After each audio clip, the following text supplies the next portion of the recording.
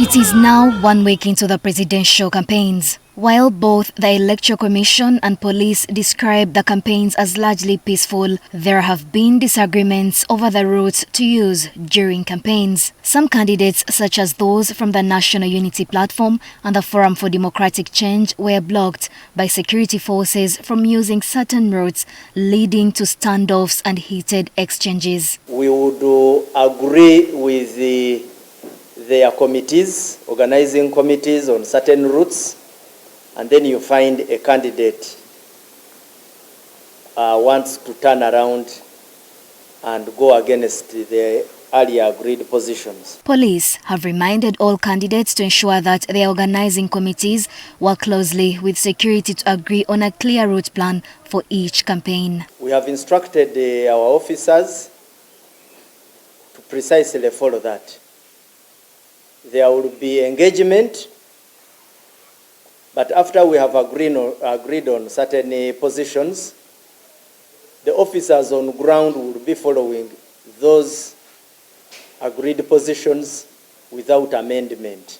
However, there have been complaints that some of the alternative routes given to candidates are not easily motorable. I thought that the real campaign business is at Elare ground. So why would you complain of a route taking you to a ground if you are going to reach that ground?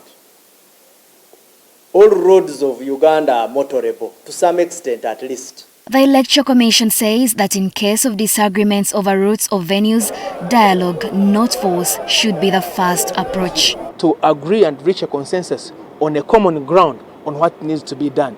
Not force, not fighting, not clashes.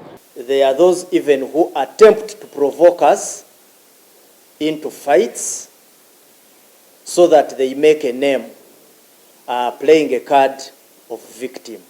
We are quite aware of all that. Even when they are planning, we are aware. But we appeal to you to try as much as possible not to look for trouble, because it is in our best interest, all of us, that we have a peaceful election.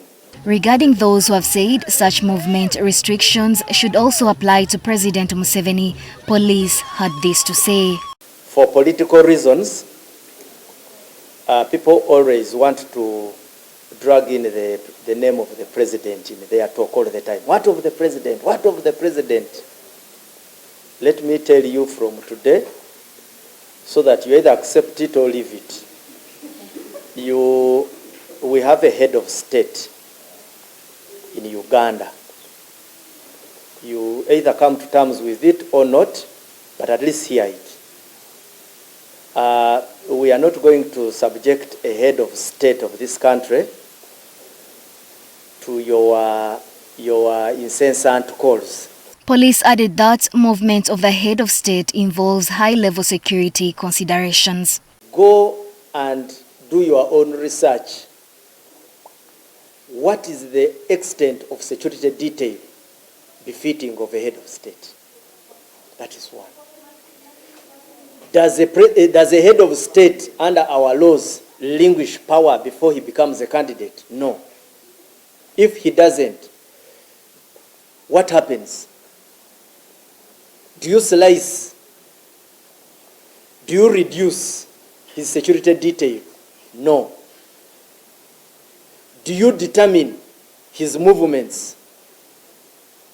Do you know the extent of preparation that is done before a president moves from point A to point B?